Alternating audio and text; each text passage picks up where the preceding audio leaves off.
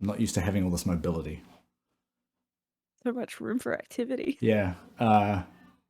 What's up, gang? Welcome back to Erico Blueberry. It's an unassuming Destiny podcast. My name is chillybin.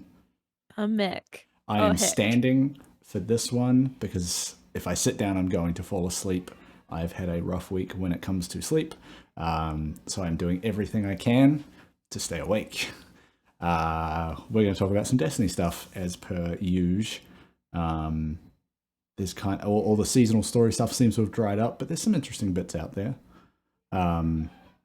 The neighbors are still playing ping pong. I can hear them. I don't know if you can. A little bit. Every now and then when I'm editing this, I'll hear it in the audio track, and I have to take my headphones off and go, fuck, are they going again? They're not. It's just in the recording sometimes. So apologies if you've been catching the Chili's driveway ping pong tournament that literally happens every day. It is crazy out there. Welcome to Chili's.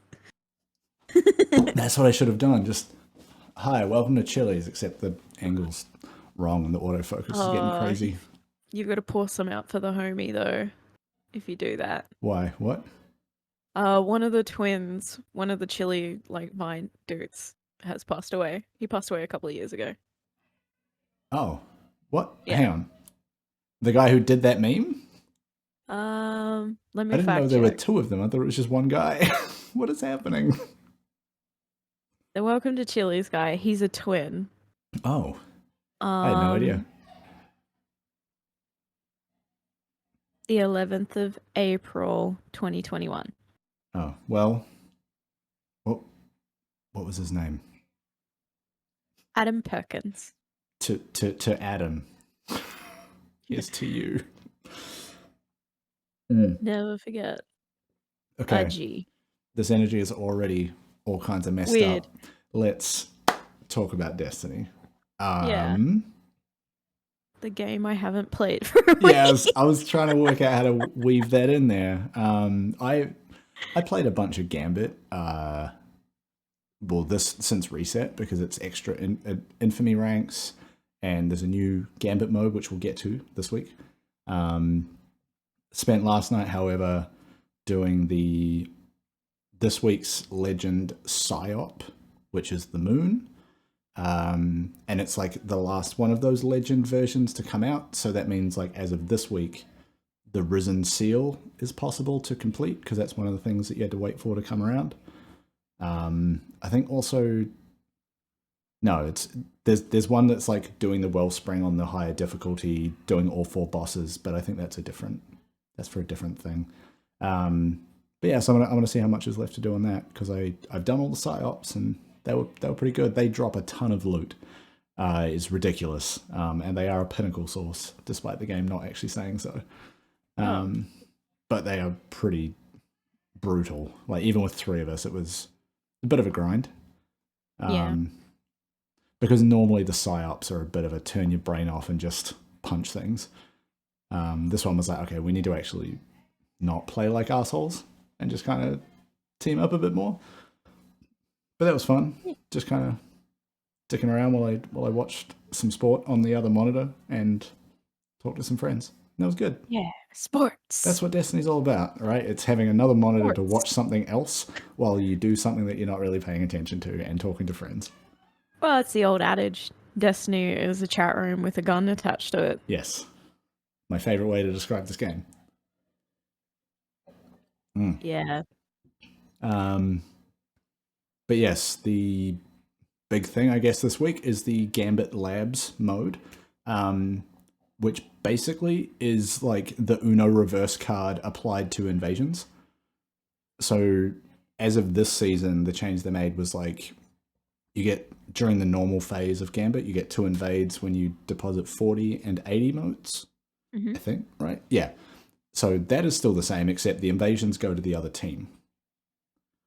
So it completely changes how you bank motes. In some, everybody seems to have picked it up very quickly. That basically you've got 4 people stacking 15 and then dropping them all at once. Yeah, I was gonna say that seems to be the prevailing strategy, and it's a nightmare. making people hold moats a little bit more. Yeah, and it's risk reward, right? Like if you're holding 15, it's a pretty big loss if you get murked. But the other team banking moats is not going to let them invade. Is kind of the way that you're somewhat protected compared to normal Gambit. But it does kind of feel different. You do have to adjust how you approach it, especially when you're running around with 15, waiting for other people to get 15 so you can all go and dump them. Little stressful, but I guess the one, not downside, but I wish they would have also thought about this part of it, is it seems like the invasions during the primeval phase, nothing's changed there. It's all, whatever gate it's based on is still the same. So the frustrations that I've felt when you're busy working on the primeval stuff and it feels like the invasions just keep coming, that's still the case.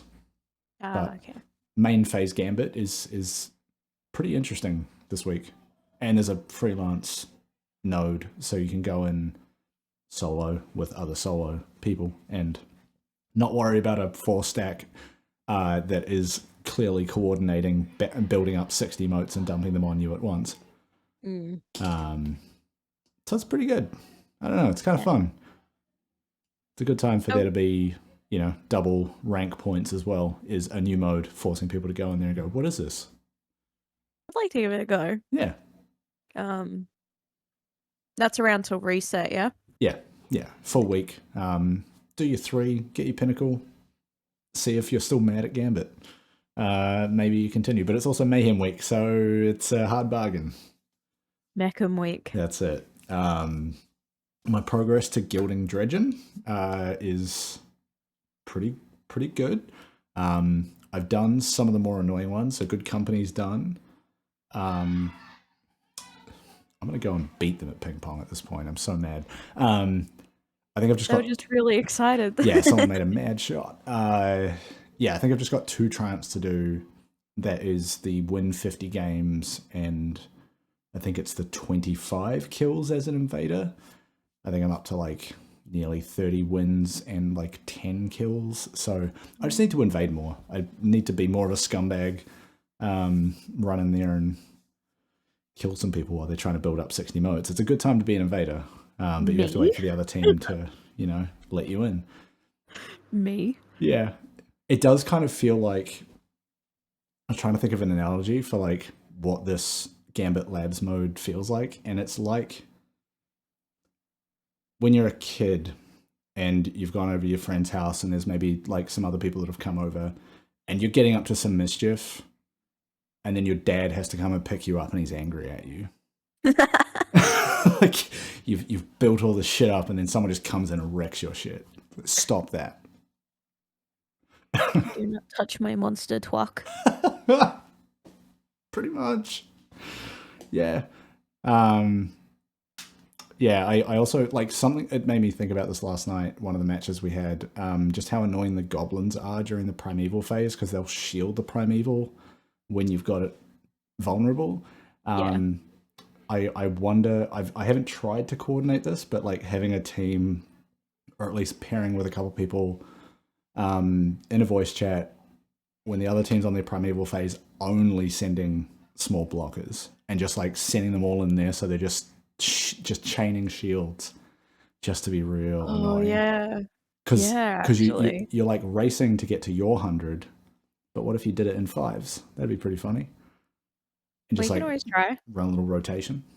We can always try. Yeah, and then send someone over to invade, and maybe that's a good time. It feels like a bit of work. It feels like feels a bit fiddly. But it did occur to me, and I was like, that could be fun. It could be very funny to set up and annoy people with, though. Yeah. As fiddly as it is. We should try it on stream sometime. Yeah. Like my trick of popping the Ward of Dawn before going through the invasion portal, so I've got the bonus, and my teammates that I've just left behind also get to use the bubble. Yeah. I've just realized I really like the standing setup because I get to a lot more gesticulation. But yeah, Gambit's a fun time this week. I'm going to try and reset my rank. That's the other triumph I need to do. I'm in that last wheel of Legend. I just need to get like a few more wins in, I think. So yeah, Gambit. Yeah. Gambit.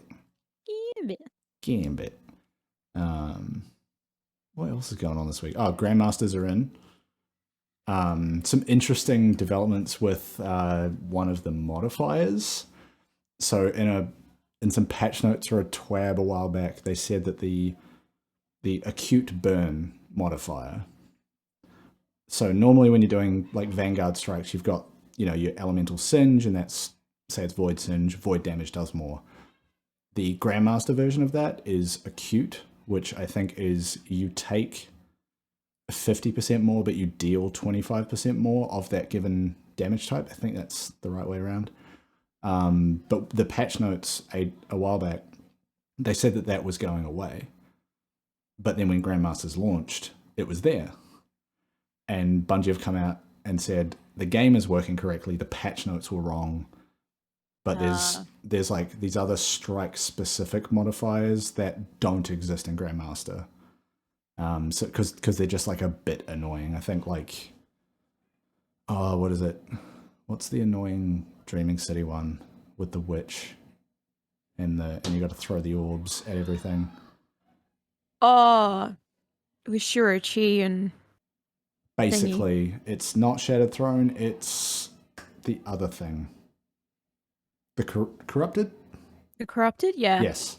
That one had like a modifier called, I think, Sadia's Curse or something, which is the name of the boss, and it did something that was really fucking annoying. So whatever that is for the given strike, that does not apply in Grandmasters. Interesting. But yeah, a bunch of people bitching and moaning on Twitter basically because they read these patch notes and were like, hey Bungie, why is this thing in here? And it was always going to be a case of like one of those two things is wrong, right? Yeah. And people going, no, acute burn shouldn't be there. It's like, well, actually, it's a Grandmaster. It's meant to be hard. They've made it more challenging because eventually people get late in the season and they're kind of just steamrolling them. But the other thing that I saw someone mention is that everybody's getting mad about the damage they're taking, but no one seems to be mentioning the extra damage output that you get. So maybe switch up the weapons, lean into certain damage types more. Yeah. Use it to your advantage. Like, it goes both ways. Granted, more so in one direction than the other. But yeah, so I'm keen to try some Grandmasters just to see how that feels. It probably also didn't help that I think this week's Nightfall is the Lightblade strike from Witch Queen. So the one where you end up in that big circular room with the statue of Oryx and all the knights and light bearers and bullshit. Yeah. So it's a new Grandmaster, right? So people haven't worked out the strats and the spawn points and all of that stuff. So there's that to it as well. So yeah, bit of overblown misinterpretation. It's been fun, like watching that all kind of develop on Twitter throughout the day. Of like, okay, like yeah, it's meant to be hard. What'd you expect? Why are you mad about? Okay, isn't that the whole point of them? Yeah, like yeah, they give you a lot of loot, but the point is they're meant to be hard so that you earn it. Yeah. I don't know. I've only got Conqueror once. Sue me. Yeah, it's not your career to finish GMs. Yeah, I'm not like someone who's on Twitch doing solo Grandmaster clears and doing that 100 or 1,000 times, right? Like, I've dabbled. I find them a fun challenge, but I'm not going to go fucking complain about it either. Yeah. It was an oopsie. Yeah. Like the patch notes being wrong, it's just an oopsie. It Yeah. was bound to happen. They put out a twab every week plus hotfix announcements. Like, yeah, and also like it's a big studio. It is one document that is trying to pull information from like all these different teams, all these different disciplines on different like potentially on different release cadences and different things like that. So that's a tough job. It happens. Yeah. And Grandmasters are meant to be hard. Go away. Trying to remain positive, but also the like the entire point of them is to be a challenge. Yeah, they're meant to be Surprise. like the pinnacle of what strikes are, right? Yeah. Like if you want something harder, I don't know, go do a master raid or like Yeah. Just go play another game. I don't know, touch grass, go away. I'm feeling fighty today because I've had no sleep. No maidens? Question mark. See, I don't get that because I have not touched Elden Ring or even looked at it enough to get the jokes. Don't explain it. Bitches? I like being in the dark. No bitches. That's good. Okay, I get that. That is a reference I get. That sounds like a Baby No Money lyric. Probably. No Or young maidens, no gravy. bitches. What else was in this week? The TWAB they mentioned. Mentioned, reiterated because I've said this before. The Iron Banner reward system, the tokens, the quests, the bounties are going away at the end of the season. I think they're being so proactive with this to stop people bounty hoarding things that will get deleted. Because that's been a long held stacking tradition, because those Iron Banner bounties give you a pinnacle reward. Yeah. So if you carry that over and hold it until a point where you need a pinnacle, you just pop a bounty and you get one. There you go. Bonus pinnacle. Yeah. Yeah, and I think they were talking about like the bounty that's related to getting ability kills. They're just going to get rid of that because it's just way too annoying. It turns out, like, they probably looked at completion rates, but also how often people are complaining about it compared to the other bounties. Yeah. But yeah, it's I mean they're still completing that loop of getting all the vendor reward systems to work the same way with the rank up packages and all the I'm trying to think, like, Iron Banner must be the last one, right? Iron Banner, Yeah. Crucible, Banshee was Strikes, updated. Shax was Banshee, updated. Gambit's Zavala's been done. updated. It's kind of it, right? Yeah. Like the So war table works like that now. you can rank yeah. up, you can reset the rank on the war table, which you have to for some triumph. Yeah. And then I think off-tower ones have been changed for a while. Yeah. So Han and Devrim. Oh, you mean like planetary vendors? I think. Yeah. I don't know if those have been touched in the same way, but also those bounties matter so little. Yeah. Like the Cosmodrome ones really. are pretty good because you get a lot of XP for the weeklies, but like that's just how big weekly bounties work. Man, that was annoying to say. I almost said beakly wounties. Beakly Wounties. I felt that coming towards my mouth. I was like, no, get back in there. Figure it out. No, don't you dare, sir. And then I said it anyway, no. so like, I'm an idiot. Beakly Wounties. Beakly Wounties. Wow. It's my favorite Bridgerton character. No, that is just like, you ever have a memory from like ages ago that you had forgotten and it just like flashbangs you from like some weird association? So Beakly Wounties has made me think of like when I was in high school, some house party where we got drunk and we were watching movies, right? Like standard thing. For some reason, I said the phrase "woos brillis" and kept saying it because I kept making myself laugh, and that was like a good half an hour. It's like this is going way back. This is going beginning of the pandemic, late night Discord, when we got locked in the thought pattern that something called a milk snake exists. Oh, I don't remember this. We were sitting there just saying milk snakes and laughing. Like, it sounds bad, and I also don't remember it, but I'm pretty sure I was there for it. Yeah, I wasn't going anywhere. There was a bunch of us just talking about milk snakes. Cool. I don't know. It just reminds me of that, like a bunch of us sitting in a server giggling over the fact I said milk snake. Just saying the same thing at each other, and then just like all giggling like idiots.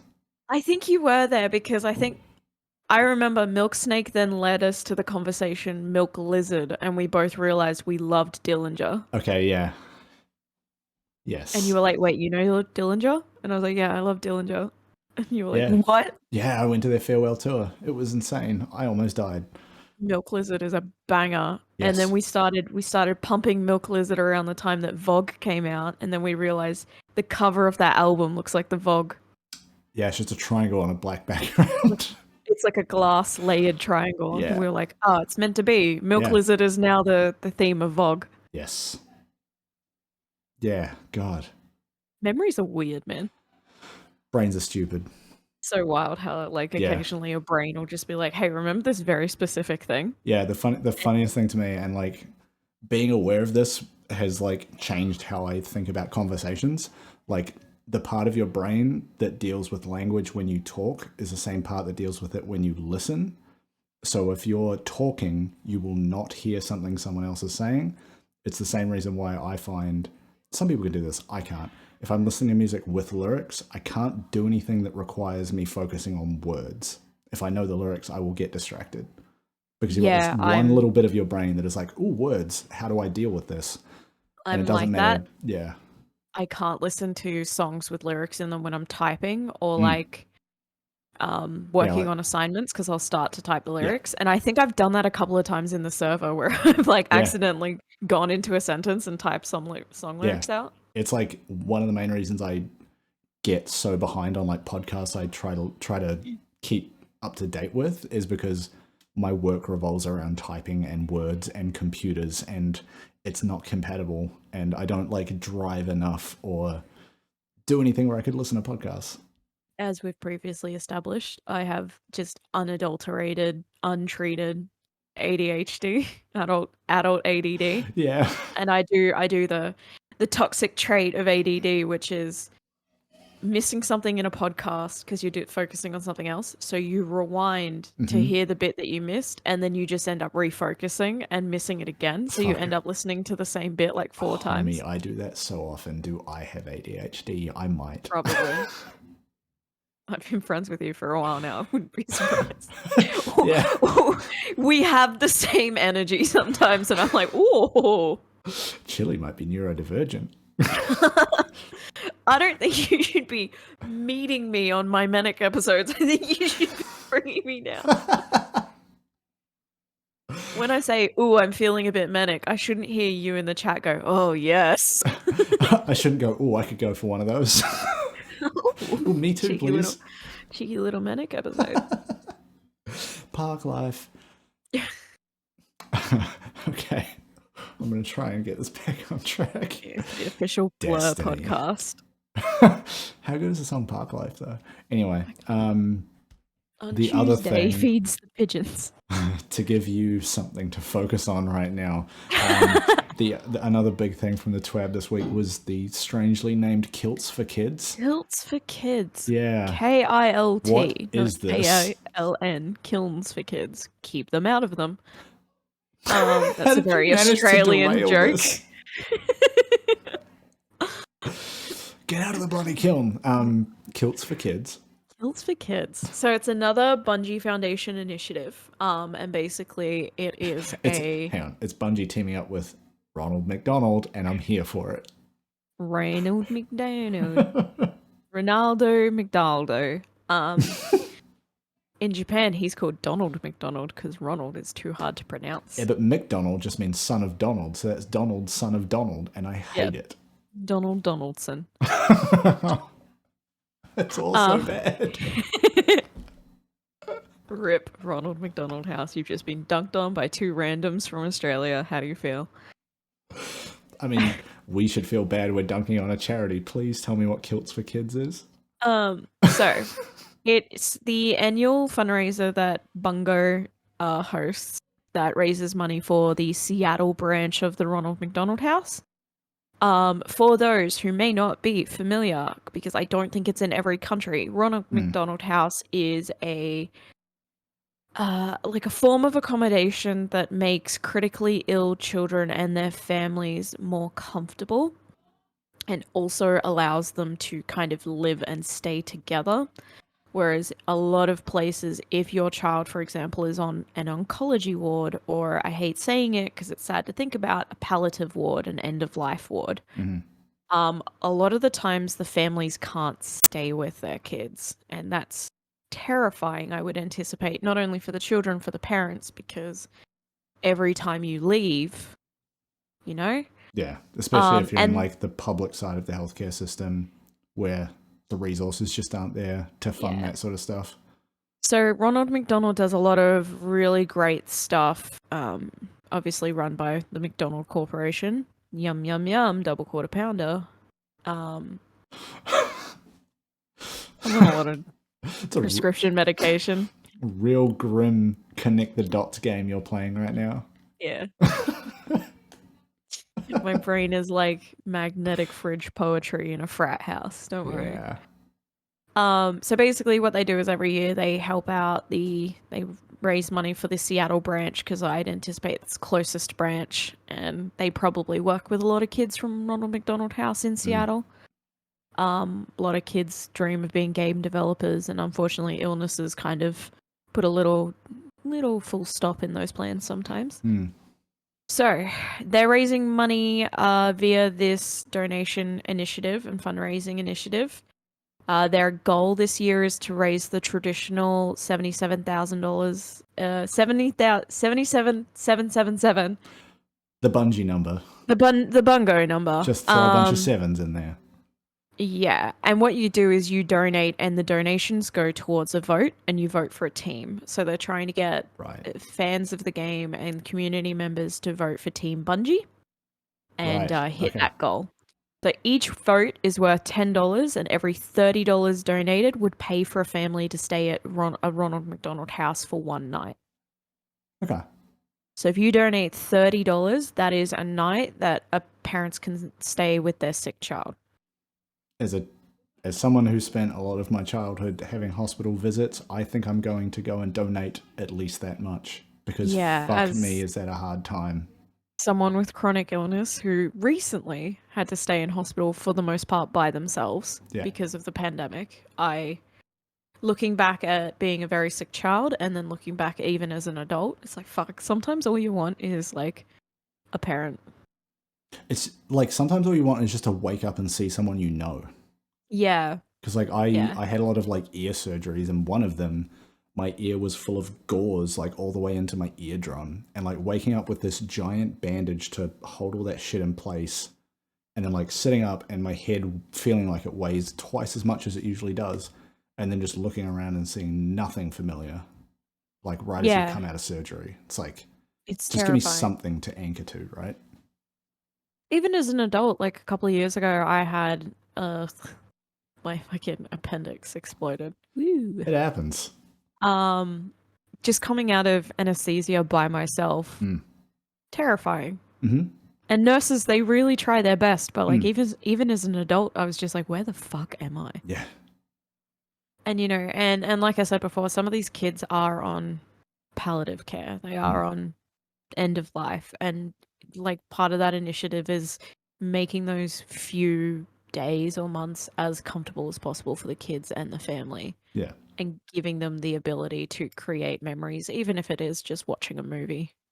Yeah. And they let them do those kinds of things. Like some of the Ronald McDonald House establishments have cinemas in them. They have playgrounds. They have days where they take the kids out to like go-karts. Like it's a really fantastic international, but this one specifically is helping the Seattle Ronald McDonald House. Yeah. And sometimes those sort of things, like it's easy to be like, why can't I donate in a way that supports my local one? Usually it's for tax and legal reasons, right? Like, they're a and how do you Seattle-based distribute? Company. Yeah. Like if we're in Australia, does my donation go to the Queensland Ronald McDonald houses and yours goes to your state? Like, how do they do that? Yeah. And like we can donate, but we don't get like if it's an Australian charity, it becomes tax deductible because there's a whole bunch of like mechanisms around that. This will not be for us, but I also don't give a shit. Yeah. It's a I'm cause. Not giving it's to a cause back. where I'm like, I'm giving you money because I believe in this. Yeah. But Bungie being Bungie have said, look, we're going to make it worth your while as well. As they do with a lot they of understand. They understand that some people don't want to do something for nothing. So they've added those little motivators there. So if you are interested in donating, the rewards start at $50. $50 you receive the, I believe it's pronounced Cerisian, yeah. Yeah, lenses emblem, which is a really nice black and red emblem. Yeah. So if you fuck with black and red, like, hi, it's me. I do that. That's for 50 plus, and this is all USD. Yep. $100, you get, so they stack like a Patreon. Yeah. So every tier below what you've donated, you'll also get that prize.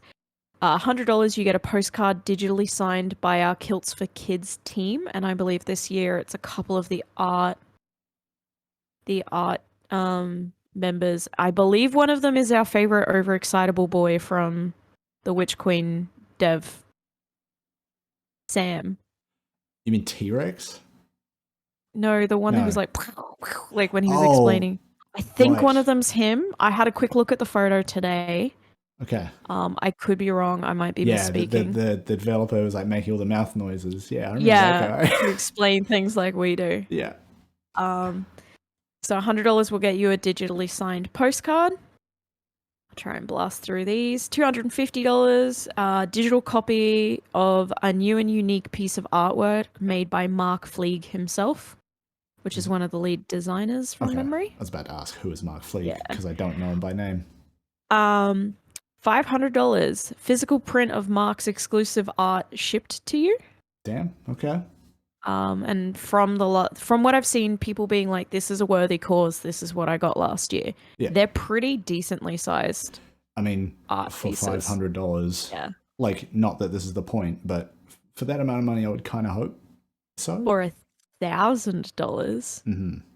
All of the prizes above, plus a studio tour of Bungie's brand new headquarters.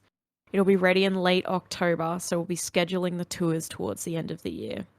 And early 2023. Is that limited in any way? I imagine not, because why would you limit this?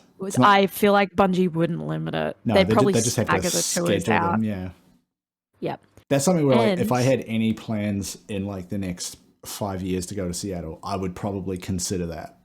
You can bring up to 2 guests as well. You have Naturally, to get though, there. travel and accommodation will be on you. Yeah. Because you're not going to donate $1,000 and then they're going to shout you $3,000 worth of travel and accommodation. No, that's silly. So. No secrets will be revealed, and Bungie employees do reserve the right to refuse answers to any questions. I like that they put that in there. Like, you'd have to assume that's the case, but just because you donated doesn't mean you get the inside scoop, basically. No. So you can run to Twitter and chat shit. Like, it's a studio tour. Paul Tassi, sit down, put your wallet down.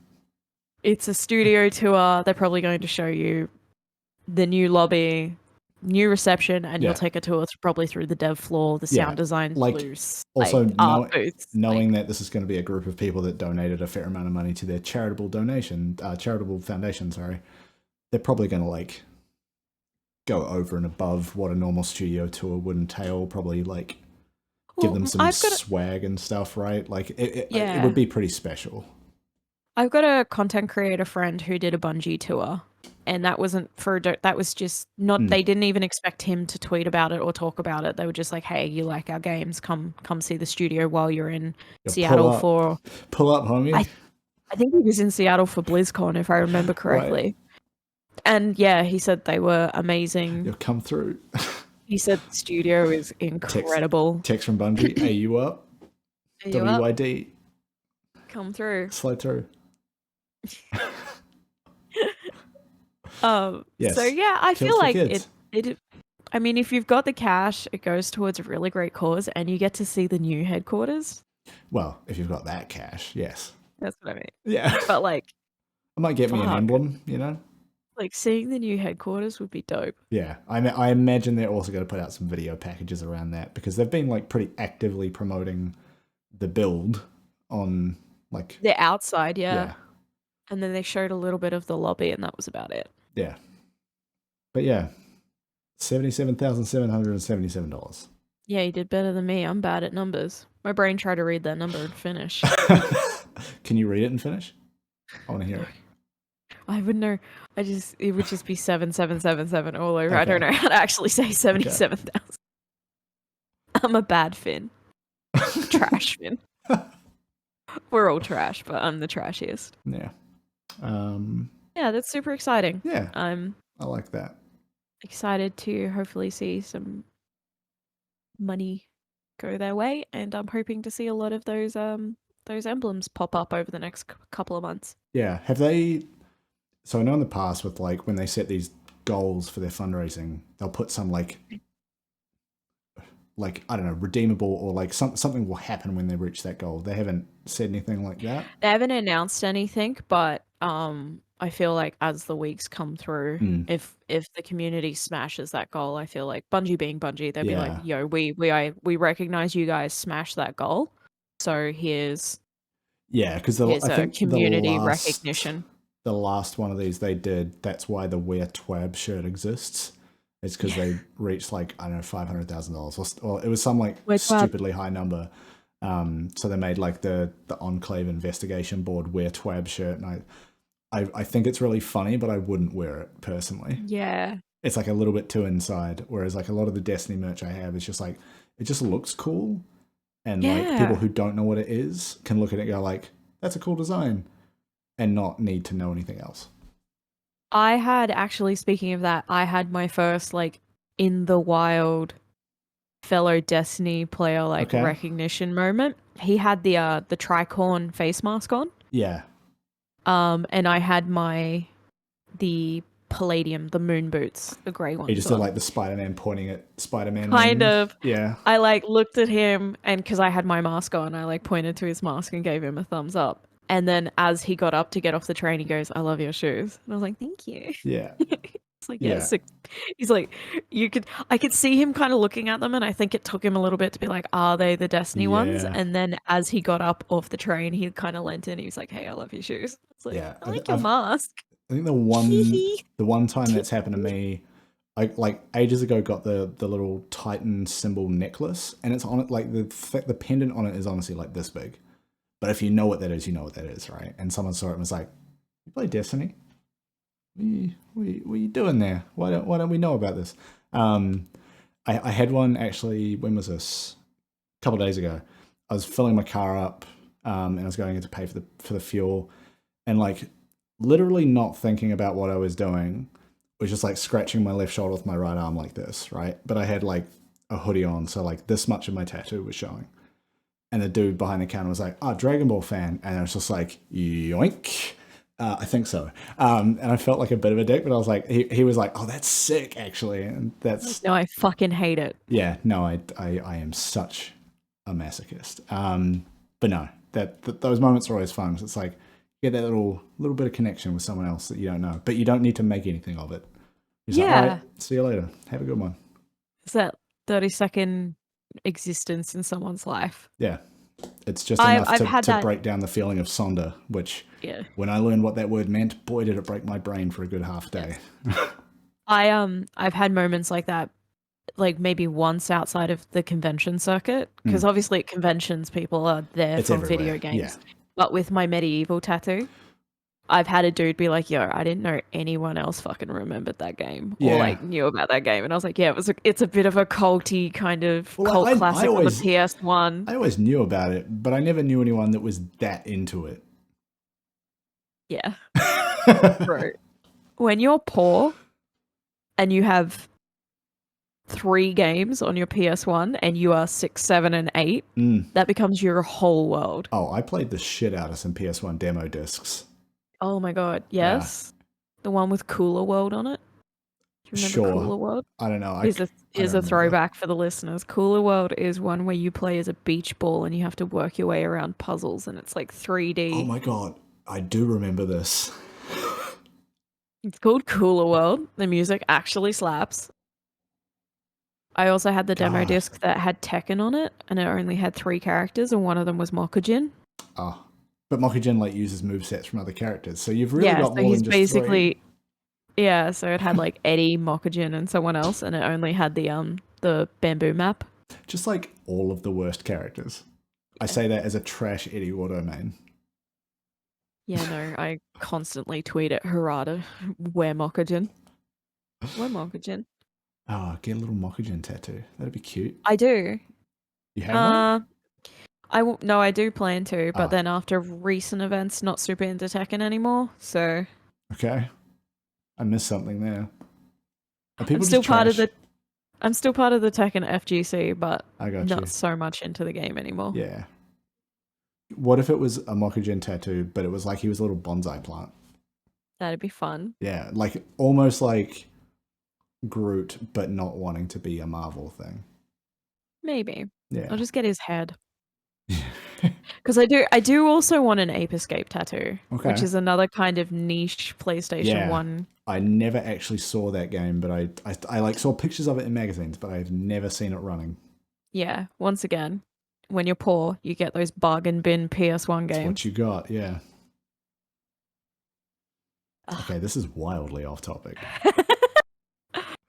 Cult of personality, we're just feeding into it. That's it. I mean, look, I think I said this at the start of the show. There isn't a huge amount on like a week-to-week update basis at the moment. It's a lot of like seasonal challenges come up for the week, try and tick those off. Being drip-fed information about Rolk. Yeah. Just being an absolute nutcase. Yeah, and like which of the playlist activities has double rank so I can try and get those triumphs done, tick off the seals. Like I feel like I'm basically in seal completion mode at this point because like I'm close enough that I could probably get the Gambit one done this week. And then I'm just ticking boxes for like the seasonal one and then maybe the Witch Queen one I can make some progress on. Because they're like, that was also really good to just like sit down, put a video on, put a podcast on, and just kind of like run around and collect things. Because that's all you're doing, really. The annoying one's going to be one of the triumphs is like crafting all of the throne world and I think seasonal weapons, and there's 9 of them. But that means you have to get enough of the frames and drop those and then craft it. And yeah, that's going to be annoying. But, you know, stuff to do in it. Yeah. Sit on the end of a voice chat, beer on the desk, not beer in hand, because I need my hands for gaming. Look out, Mum, I'm a gamer. Get one of those beer hats, and then you don't need, hands free, Mum. Okay. Mum, no hands. I actually fucking love that idea.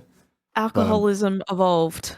We're leveling up, boys. Yeah, but I'm going to be super bougie and put like 2 cans of a craft beer in there. Yeah, but just get like fucking blind drunk while I'm at it, because some of them are a bit strong. Yeah, that if I did it, you would just cut to the camera and it'd be me with 2 strong zeros in there. Yes, a very strong 0. Or my worst creation that you absolutely despise, vodka wine. I forgot about vodka wine. $4 Moscato, cheap vodka. Drink about 1/3 of the Moscato bottle, replace it with vodka. Go Zoom. You would go Zoom. I'm also the same girl who every time there was a house party, I made jungle juice. Yeah, I've dabbled with that a couple of times, and not every time did it go well. I was that bitch with the plastic Kmart tub. Oh yes. And I would just be an absolute menace and put all of that in, and then add like 2 bottles of Rockstar energy drink on top of it. Ooh. So people were just like, "Why am I getting heart palpitations?" I'm like, Yeah, what do you mean? Why am I wild drunk but also very awake? Yeah, exactly. Which is why a lot of places don't serve Jaeger bombs, because it is just that combination. Destiny themed cocktails. I mean, they made that cookbook. Surely there's cocktails in it. I hope so. If not, you want to open a bar? Yeah. But it's only open during daytime hours, 9 to 5, day drinking. We just call it daytime Discord. Although we probably couldn't. They've probably got like trademarks and shit, but that'd be pretty... No, that wouldn't be good, actually. That'd be problematic. We shouldn't do that. There'd be certain types of people that would turn up to that bar. Yeah, and they're not the sort of people I want in my establishment. No, we've spoken about, once again getting oddly personal, we've spoken about our dreams of opening a cafe bar.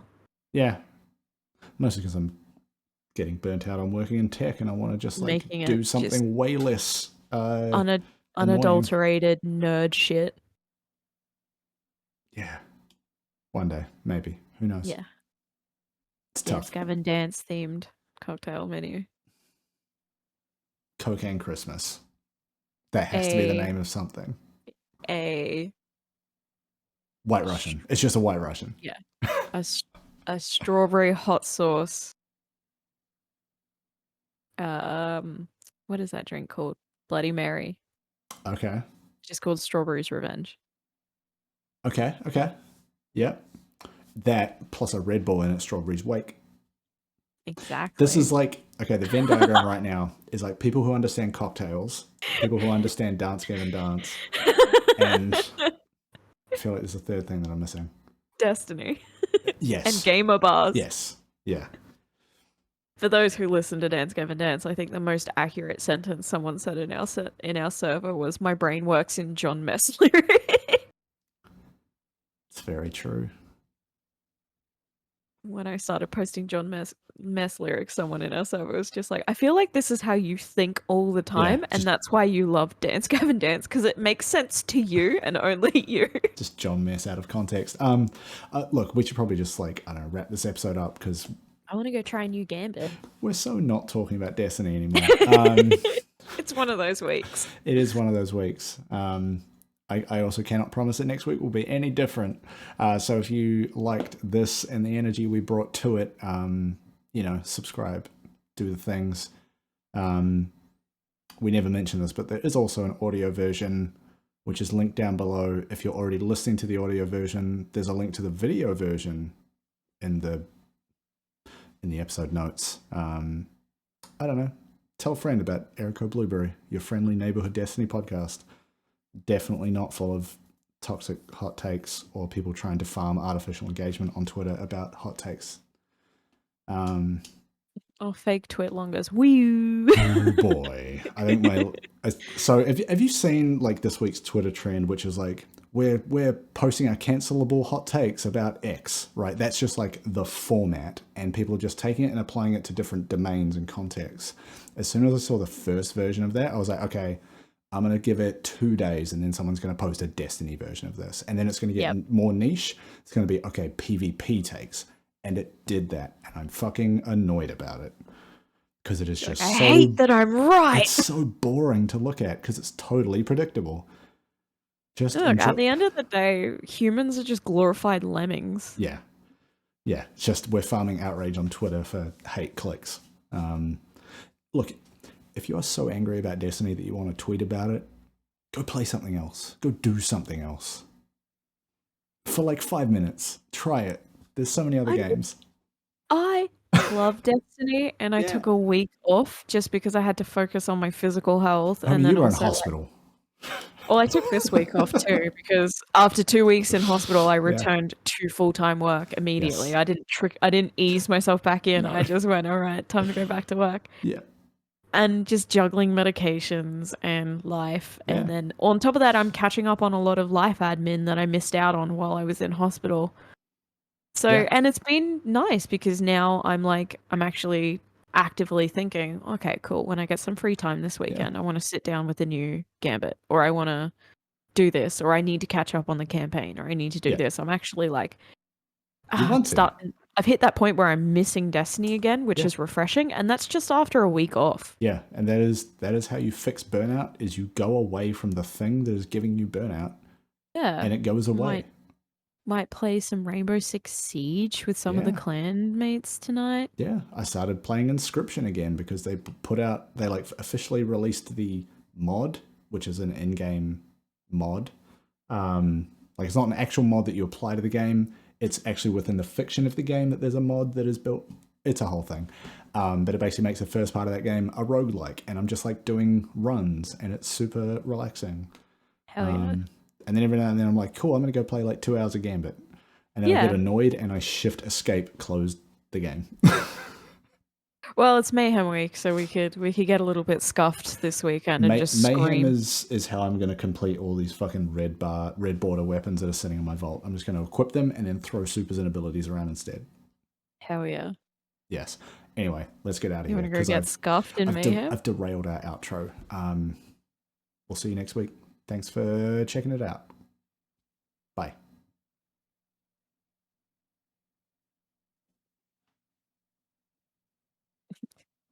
Comment, like, subscribe.